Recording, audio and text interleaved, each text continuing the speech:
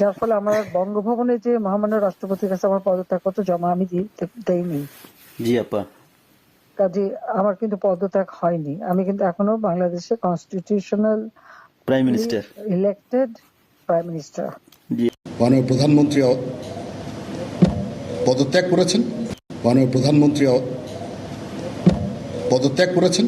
আমি সমস্ত রাজনৈতিক দলের নেতৃবৃন্দকে এখানে আমন্ত্রণ করেছিলাম। জানেন, প্রধানমন্ত্রী শেখ হাসিনা আজ রাষ্ট্রপতির কাছে পদত্যাগপত্র জমা দিয়েছেন এবং আমি তা গ্রহণ করেছি।